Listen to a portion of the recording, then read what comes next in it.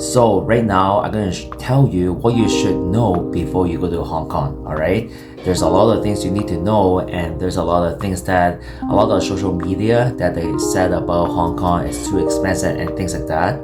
It's actually not true, and I'm going to show you what are the differences between like Canada. Right now, I'm living in Vancouver, Canada, and what are the prices between that to Hong Kong, all right?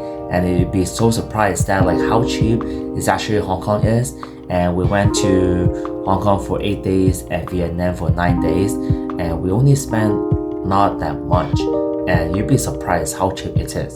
So let's get started. What you should know before you go to Hong Kong. So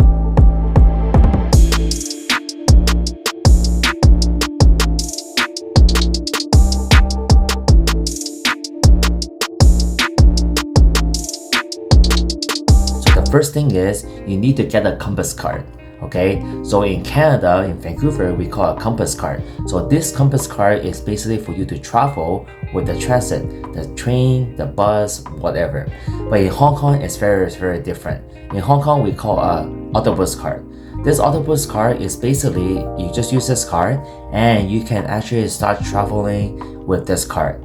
Not only that, you can actually use this to pay for 7-Eleven, restaurants, buying clothes, or even Disneyland, even all these like tourist attractions that you need to pay.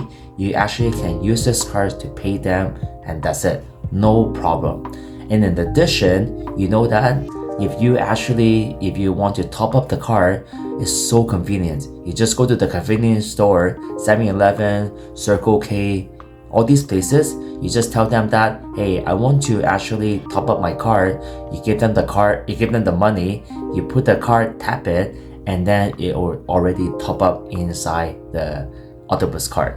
So this is the very important items that you need when you go to Hong Kong. The first thing in airport, you need to do that. The second thing is, what is the district? Where you should go, where you should live, where you should book the Airbnb.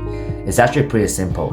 If you want to book Airbnb, I would highly suggest you book TST, it's called Tsim Sha Tsui, or you can book Causeway Bay, or you can book around like Mong Kok, okay? It's called MK.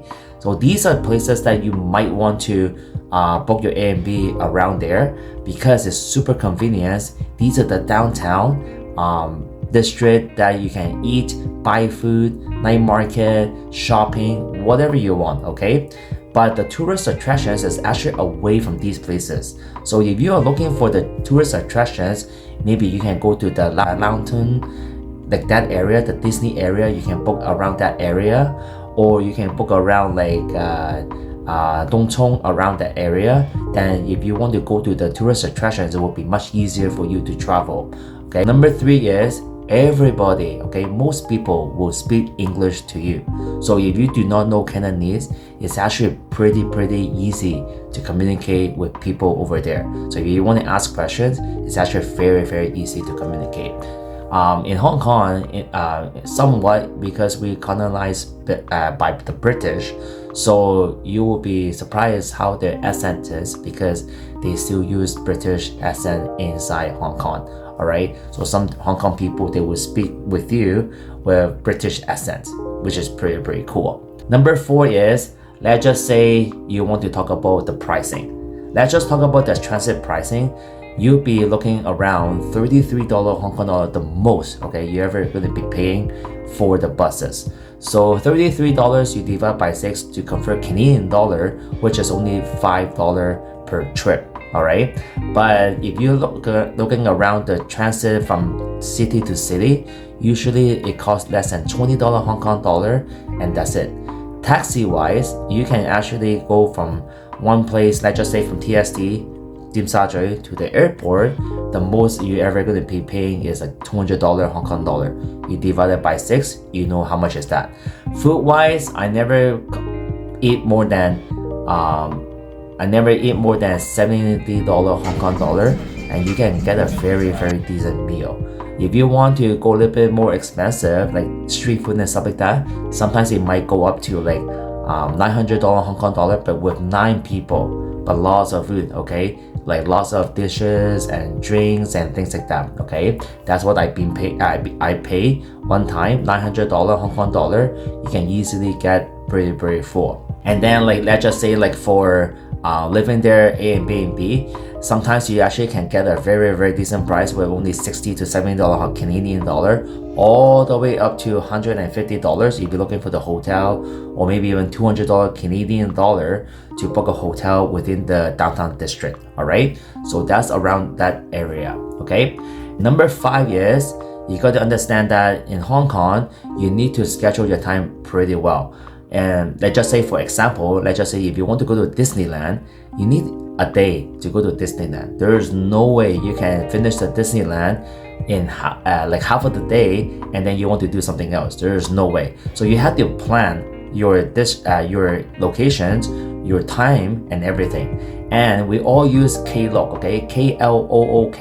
We use Klook to book all the tickets. So if you want to go to the tourist attractions, make sure you use Klook. It will save you so much money. We went to 3-4 tourist attractions and we only pay $186 Canadian, including Disneyland, including the Peak, including the 360 cable card, including the Sky 100, including the tram, things like that. So it's actually very affordable. Consider there's a Disneyland in Hong Kong and it's included, everything is included, only $186 Canadian dollar, which is pretty decent. Because in the Playland in Vancouver, it costs $140.